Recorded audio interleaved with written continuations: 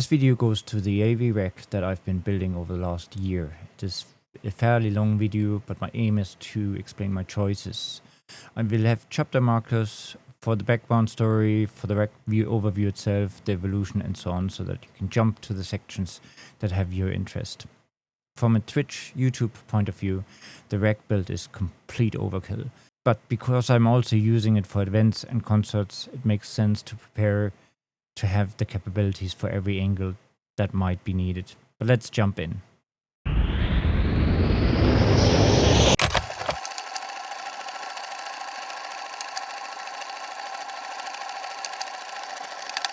When I started streaming, it was a PC with OBS, enough grunt to handle 3 captured screens in 1440p, and then further captures for cameras. The problem, one figures out very quickly that you run out of I/O very fast when you have a lot of captures on the PC.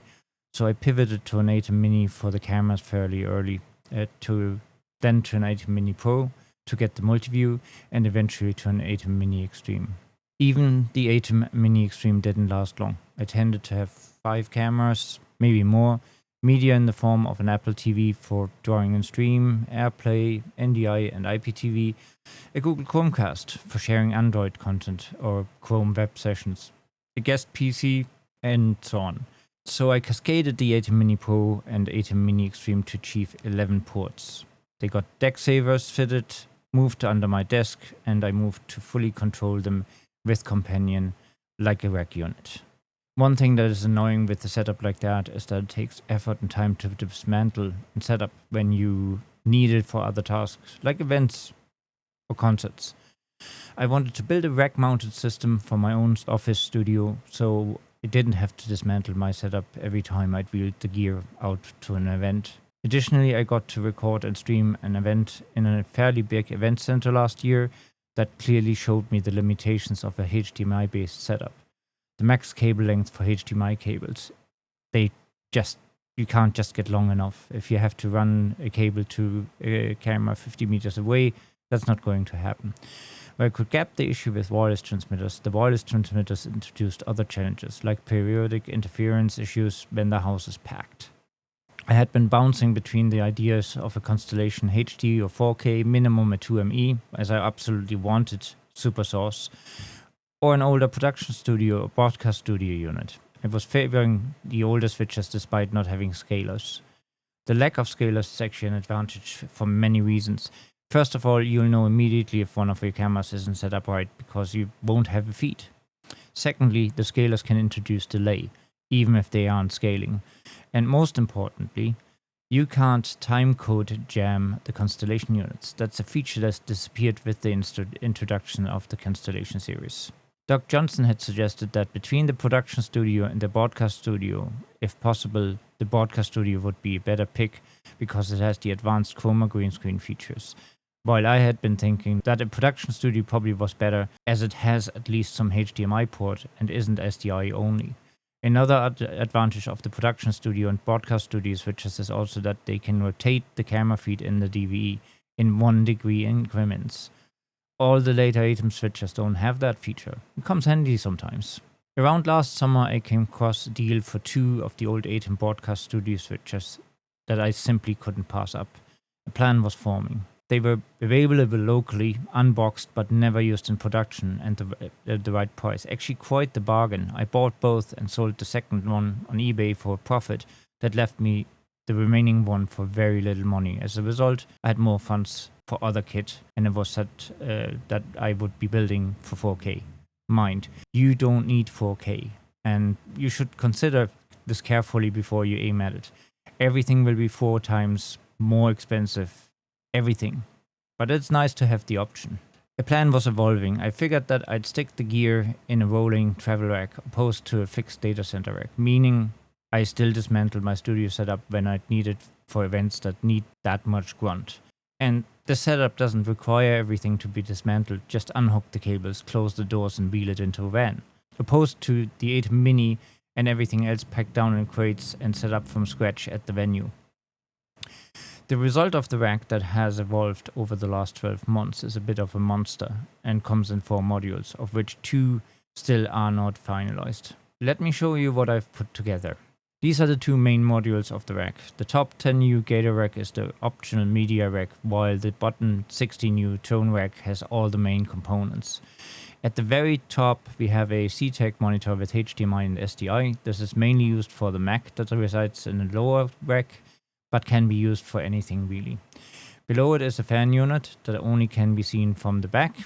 Underneath that are 3 Terranex mini units, one HDMI to optical that can be used to bring in a HDMI camera or a camera on an optical converter into the system, one HDMI to SDI for another HDMI camera, and one SDI to HDMI to drive a monitor. The next 1U is blank, as there is a rack-mounted nook on the rear of the rack. Next 1U down is a Cloud Dock 4 that's going to be removed. This slot will eventually house a SDI to fiber unit for middle things that will service up to 4 cameras. Again, a blank. This is the slot where the switch is located, that is accessible from the rear. Next up is an Atomos Shogun Studio 2. This has a number of uses. Obviously, it can be used as 2 4K 60 recorders, or it can record 8 1080p 60 camera feeds. What it also does is dealing with the 2 Apple TV 4K that are installed in the rack. Apple TV 4K units are a bit finicky. You can set the resolution and frame rate they output, but they are remembering that setting against the device that was connected when it was set. I've tried Blackmagic bidirectional converters, an EasyCore Audio HDMI matrix, Decimator 12G cross, Blackmagic Video Assist, nothing worked. In the end, the only thing that worked was my Atomos Shinobi screen, but as that wasn't really rack mountable in a meaningful fashion, I ended up sourcing an Atomos Shogun Studio 2 and the second Apple TV 4K and got twice the media options that way. Under the Atomos Shogun, again blank. Behind the blank is a tray that can be pulled out to the rear. It has the 2 Apple TV 4K units that are used for IPTV, NDI, AirPlay, media players and whatnot. Moving to the main rack, at the very top is another fan unit that is operated from the rear. At the front, a patch panel with a few keystones for USB, timecode and future 12V DC outlets for auxiliary gear. Underneath that, a Cloud Dock 2, which is the replacement for the Cloud Dock 4 in the media rack. Seeing that you can't rate the drives in the Cloud Port and Cloud Dock units anyway, it made no sense to take up a full 1U slot for drives. This also gave me the opportunity to move the drives back into the main rack. Besides the Cloud Dock and Outtro Studio 4K Mini, these 2 units are some of the key items to achieve replay capabilities with the new replay editor from Blackmagic. Next slot down, 3 Terranex Mini optical to HDMI units. By default, these are used for the 3 multiviews. The idea being that the multiviews can be set up locally near the rack using HDMI, but also can be brought to a remote location using fiber optic cables. As the rack has a video hub, they can be used for any feed that is needed, not only the multiviews. Underneath the Terranex units is a 1U Thunderbolt enclosure from Sonnet. It contains a Mac Mini M2 Pro, a Decklink 8K Pro card, and a bunch of Ethernet dongles. The Mac is the control of the rack, but also used for streaming, Zoom ISO, and much more. Installed on the Mac are all the management tools for the various hardware embedded in the rack: BitFocus Companion, Mix Effect Pro, Middle Control, OBS, Multicam, H2R Graphics, DaVinci Resolve Studio for replay, Dante Virtual Sound Card, and so on. Anything that could come in handy for control, graphics, and remote guests. Next slot, the ATEM TalkBack Studio 4K unit that allows 8 SDI cameras with return to be converted to fiber and is the first operator TalkBack headset. Below that, the heart of my rack, my ATEM 4ME Broadcast Studio 4K. Underneath that, a gem that often goes overlooked, but turned out to be a game changer. An ATEM 1ME Constellation 4K. The reason the 1ME often isn't considered is that it has no super source, so it's very basic if you used as your main switcher. As I mentioned at the very beginning, the Broadcast Studio unit has no scalers on its inputs, so I was implementing Decimator 12G cross scalers for the few inputs that I needed scalers on. That's a costly solution, as each Decimator 12G cross costs approximately 500 euros plus tax. By the time I was about to order my 5th Decimator, I realized that if I bought an ATEM 1ME Constellation 4K instead, which costs around 1500 euros plus tax, I'd have 10 scaled inputs with 6 outputs for the price of 3 decimeters. And rack mountable at that. I would additionally get ATEM control for potential Blackmagic cameras that I connected here. I also got a hardware counter and another DVE plus USKs and DSKs. I'm still using a few decimeters in the rack, but I hadn't had to buy any more of them. The Constellation is also the second operator TalkBack headset. The Terranex Mini SDI distribution unit is connected to one of the outputs of the Constellation and serves as a return and control feed for potential Blackmagic cameras, seeing that the Constellation only has 6 outputs total. Next up, a Video Hub 40x40.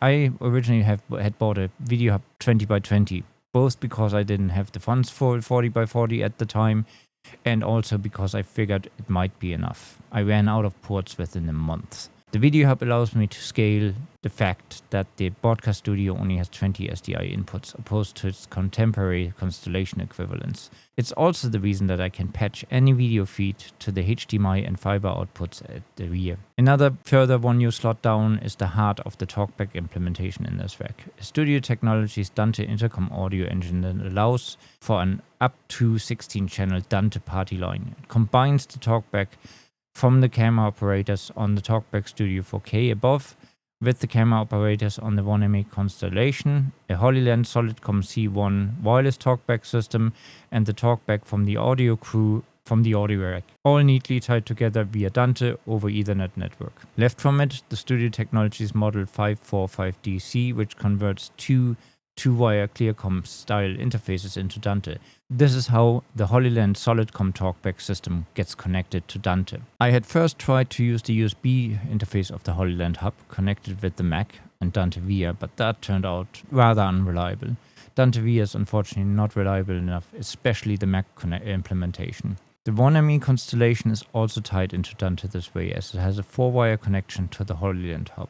Underneath, 1 HyperDeck Studio HD Pro and 2 HD Plus units. These are maximum 4K 30, but should I really need 4K 60, I still have the Shogun above. My plan is to eventually invest in 2 HyperDeck Extreme 8K. Lastly, 2 blanks and a fan unit. Behind the 2 blanks are the power over Ethernet switch and another tray that can be pulled out like a drawer, both accessible from the rear. The blanks are in hinges for access, so I only need to remove the screws on the right side and swing them open for access. Behind the fan unit is another tray. On the lower tray are 2 Magewell Pro Convert 4K units, one for NDI receive, one for NDI send. A Zoe-Box SDI for 1080p program via NDI, and a Chromecast Ultra 4K. There's also a plan for 12-volt industrial power supply on these drawers that eliminates the wall warts and the power strips that currently reside on the top of the rack. Every piece of kit in the rack has been selected with either being able to be powered by mains, PoE, or 12-volt DC. The lower fan unit blows cold air into the rack. The fan unit in the top 1U slot, as I mentioned earlier, then extracts the hot air out of the rack and blows it out the back. You can see that the temperature in the rack currently is 50 degrees Celsius, that's 122 degrees Fahrenheit. But this is in an office that isn't air conditioned and it's summer. So an already very warm environment. In the winter or in the larger open setting, the rack runs around 38 degrees Celsius or 100 degrees Fahrenheit. Let's move to the back of the main rack. The whole rack is enclosed with patch panels, D-type panels, blanks, and so on, apart from the shelves. That's intentional to help the airflow from the fans. Once some of the slots are open, temperature will rise substantially. At the very top, the AC Infinity fan that extracts hot air and blows it out in the back. Underneath that, a shelf with 2 decimetered 12G cross that handle a HDMI output from the Mac into the Video Hub, converts 4K program into HDMI, and the second one handles 4K to 1080p scaling for the ME2 program output. I didn't need it for ME1 because the Broadcast Studio has a 1080p scaled output for ME1. Additionally, there's a mini Sopuro display link dock. This provides 3 additional HDMI outputs for the Mac and some extra USB ports. I picked this dock specifically because it's 12-volt DC powered. The Mac has 3 screens with an optional 4th being possible. One for the monitor in the media rack, that's the main HDMI on the Mac itself. And then on the dock, a HDMI dummy that is the placeholder when the monitor is turned off. and the third going to the decimator to be used for output to the video hub, plus one spare. The next one you down are 6 XLR ports connected to Dante Avio adapters that allow basic audio connectivity when the audio rack isn't present. Additionally, 6 SDI connectors that are used for bringing the feed from and to the Atmos Shogun Studio 2 in the media rack into the video hub and out. Underneath that, the Sonnet 1U cabinet with the Mac and the Decklink 8K Pro. The orange SDI cable is the capture. The 3 red SDI cables go into the Atom constellation for Zoom ISO, media, and so on. The reason I wanted these ports scaled is that, for example, OBS can't output fractional frame rates. And while I'm in Europe and shouldn't really care about fractional frame rates, I wanted to build the rack as versatile as possible. So I've anticipated that I may have to deal with fractional frame rates occasionally. The next 2 slots down SDI program output for both ME on the broadcast studio in 4K and scale 1080p, plus SDI inputs and outputs for 10 cameras. The first 8 cameras are on the Atom TalkBack converter, the last 2 are scaled ports on the Constellation. Underneath that, 2 patch panels with the 8 fiber ports from the Atom TalkBack Studio, so that one can choose to use either fiber or SDI. Additional connections for various I/O. I've color-coded all cables and keystones according to their purpose. White for input, black for output. I couldn't find white D-type connectors, and the white fiber keystones that I found were awful. So it's mostly Cat6, USB, and HDMI keystones that are color-coded. Red is for power over Ethernet, yellow is Dante, green is TalkBack. All converters and the display link docks are secured with Velcro patches. So even if the rack gets moved, they don't just slide around. Now to the rear of the media rack. On top of the rack is the HoloLens Solidcom C1 Pro hub.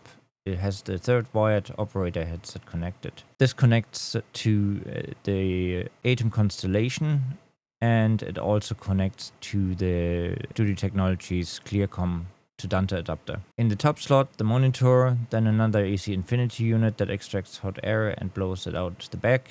An empty slot that has the Terranex mini units at the front and will likely be replaced with the D-type panel at some point to house some more Dante Avio units. Underneath that, a Govin 1U i3 N305 NUC running Windows for whatever might be needed that can't be sorted on the Mac. Underneath that then, an empty slot that has the Cloud Dock 4 in the front.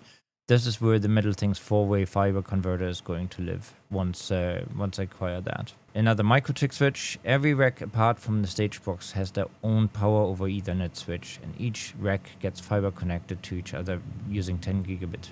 Then a patch panel with the Ethernet connections for the gear in the rack and HDMI plus fiber for the Terranex mini units. Underneath that, a D-type panel with the SDI breakouts for the gear.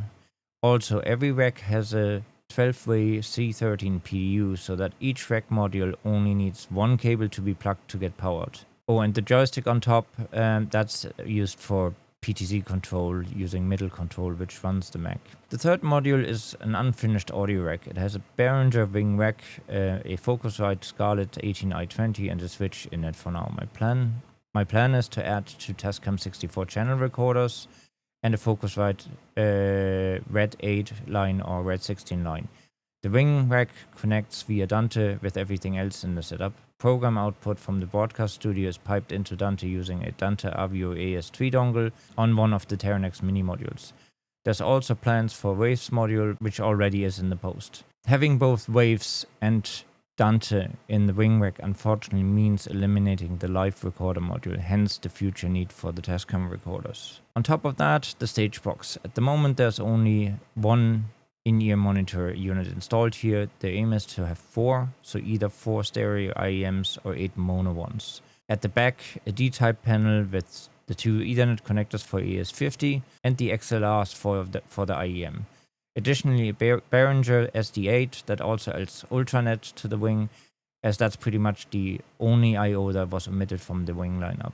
I didn't build any conditioners into the racks. Instead, I opted for an Anker Solix F2000 aka Powerhouse 767. The whole setup currently draws 939 watts, and I could have 2 hours of battery backup if the power dropped.